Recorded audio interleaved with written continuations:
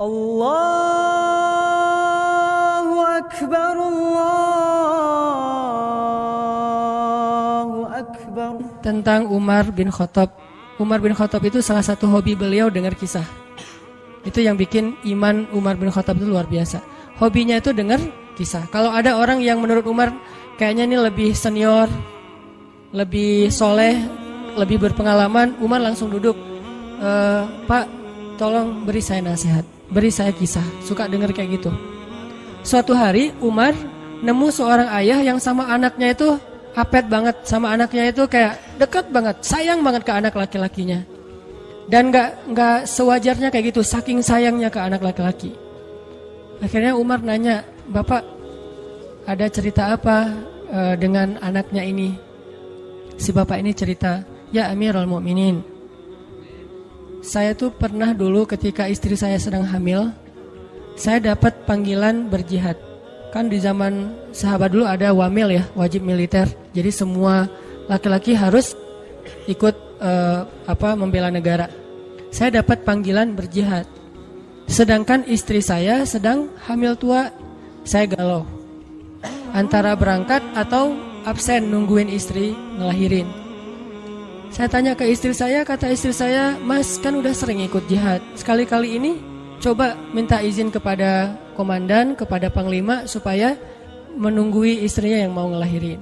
Istrinya gak rela suaminya berangkat. Tapi suaminya berat hati pengen membela agama Allah, membela negara. Setelah istikharah, tanya sana sini, akhirnya suaminya memutuskan saya harus berangkat. Urusan kamu saya serahkan kepada Allah SWT. Akhirnya dia pun berangkat. Sebelum berangkat dia doa. Dia pegang perut istrinya, dia usap-usap sambil dia katakan, ya Allah, saya titipkan bayi saya ini kepada Engkau. Engkaulah sebaik-baik yang menjaga. Berangkatnya. Berangkat beberapa hari kemudian dengar kabar istrinya meninggal dunia.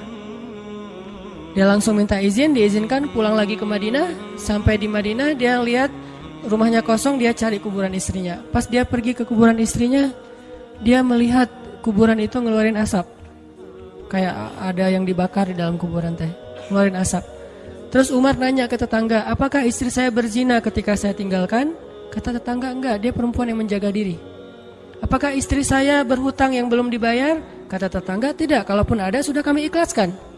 Apakah istri saya melakukan dosa ketika saya tinggalkan, mungkin menggibah atau dukun segala macam? Kata tetangga, tidak, dia perempuan yang solihah.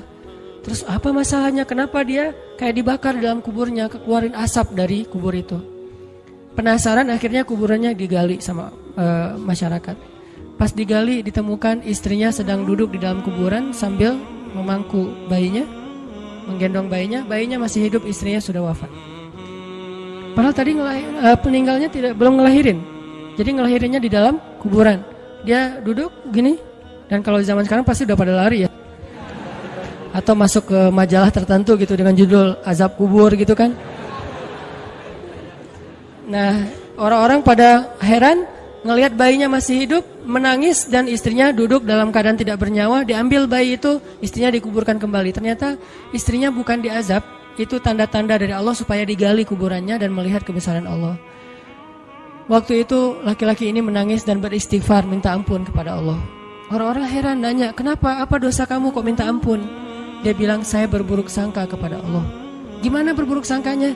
Sebelum saya berangkat berjihad, saya mengusap perut istri saya katakan, ya Allah, saya titipkan bayi saya kepadamu, Engkau sebaik-baik penjaga. Saya enggak mengatakan bayi saya dan istri saya, karena saya pikir istri saya sudah dewasa, bisa menjaga dirinya, sedangkan bayi masih lemah dan dia butuh penjagaan Allah. Saya berburuk sangka kepada Allah. Saya pikir manusia bisa menjaga diri, sementara bayi tidak.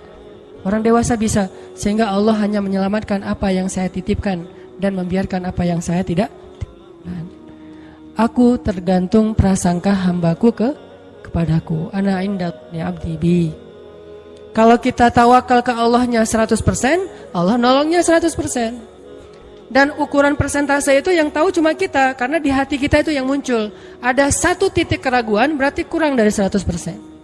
Keraguan itu memperlambat datangnya pertolongan dan keajaiban dari Allah. Makanya aku tergantung prasangka hambaku kepadaku. Kenapa ada orang di zaman dulu tuh kayak dapat karomah keajaiban-keajaiban dalam hidupnya. Kayak nggak mungkin terjadi secara logika dan ilmiah. Karena memang dia yakinnya ke Allah itu 100%. Apakah kalau kayak gitu kita nggak perlu ikhtiar? Perlu, tapi ikhtiar nggak ada hubungannya dengan keyakinan. Ikhtiar itu hubungannya dengan kewajiban. Allah yang suruh ikhtiar, tapi yakin berhasil apa enggak itu urusan yang kedua, urusan hati antara kita dengan Allah Subhanahu wa taala. Kayak kita minum obat. Tentunya kita harus beli obat yang paling bagus, dokter yang paling recommended, yang spesialis. Oke, itu ikhtiar. Tapi kalau sampai hati kita terlibat dengan ikhtiar itu, meyakini bahwa kalau ini pasti sembuh, kalau ini kayaknya nggak ada harapan, soalnya dokter juga nggak ahli, berarti hati kita sudah terpaut dengan makhluk dan berarti sudah berkurang yakinnya kepada Allah. Saat itu kita tidak akan melihat keajaiban. Yang terjadi dalam hidup kita saat itu apa? Hal-hal yang ilmiah. Kenapa kita hanya ngalamin hal-hal yang ilmiah? Karena kita yakinnya kepada hal yang ilmiah. Kenapa ada orang yang ngalamin hal-hal yang sifatnya miracle? Karena dia yakinnya kepada mukjizat, yakinnya kepada aun atau pertolongan dari Allah Subhanahu wa taala. Jadi bukan kita tidak berikhtiar, ini bab a'malul qulub, amal hati. Apakah hati kita yakin gak sama Allah SWT? Dan Umar mendengar cerita itu semakin yakin sama Allah. Makanya nanti muncul kasus di zaman Umar tuh luar biasa. Ini presiden kalau imannya 100% ke Allah, ada masalah di negaranya tuh, dia tinggal bilang ya Allah, beres tuh masalah. Jadi di Mesir waktu itu ada musim paceklik, sampai sungai Nil tuh hampir habis tuh. Sehingga air sungai Nil nggak mengalir lagi ke ladang-ladang jagung, gandumnya orang-orang Mesir.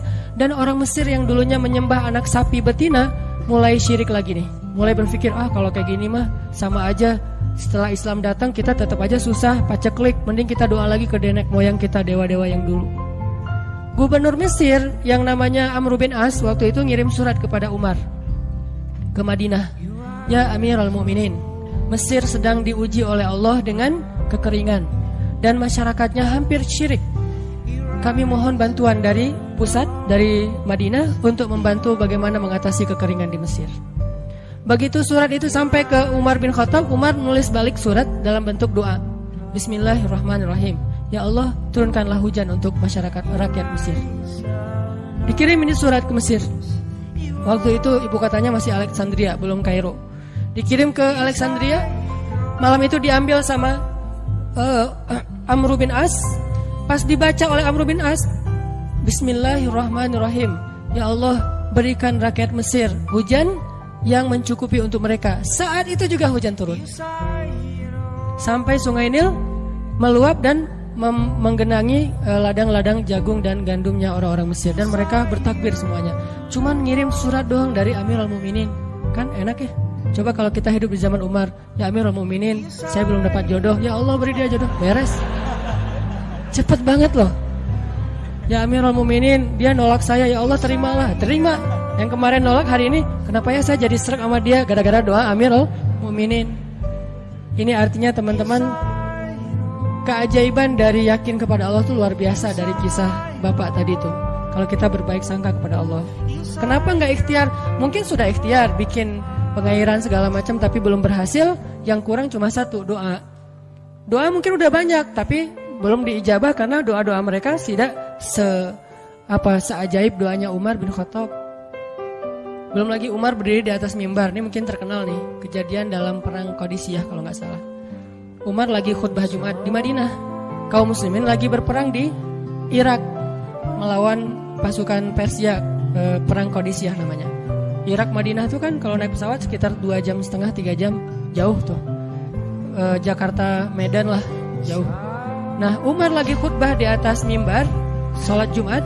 Tiba-tiba tema khutbahnya tuh ganti gitu. Lagi ngomong tiba-tiba beralih tema. Wahai kaum muslimin, naiklah ke atas bukit itu, baliklah kalian mundur-mundur gitu. Jadi Umar tiba-tiba kayak ngomongin sesuatu yang gak nyambung. Orang-orang heran, ini Umar kenapa? Oh ya udah biarin, namanya juga Umar gitu kan. Dia punya, mungkin dia ngelihat setan atau apa, setan kan takut sama Umar. Diem. Udah selesai sholat Jumat, pada datang, ya Amirul Mukminin, tadi apa yang terjadi? Kenapa Amirul Mukminin ngomong sesuatu yang gak nyambung? Kita juga gak ngerti. Kata Amirul Mukminin, saya ngelihat Allah menampakkan kepada saya pasukan Islam di Qadisiyah yang terdesak, hampir habis dibantai sama musuh. Tapi saya ditunjukkan ke sebuah bukit yang mungkin mudah-mudahan itu jadi benteng untuk mereka berlindung. Saya suruh mereka naik. Orang kan nggak langsung percaya kan? Bener gitu terjadi kayak gitu. Kalau Rasul ngomong, mungkin aku naik ke langit, Isra Mi'raj, oke lah, itu aja masih ada yang mendustakan. Ini Umar yang ngomong, bukan Nabi yang dapat wahyu. Orang nggak langsung percaya. Selang beberapa minggu kemudian, pasukan Qadisiyah pulang. Jadi utusan mereka pulang bawa berita tentang kemenangan perang dalam perang Qadisiyah. Dia cerita, suatu hari di hari Jumat, kami sedang berperang. Kami terdesak, hampir habis dibantai sama musuh. Udah nggak ada jalan untuk berlindung.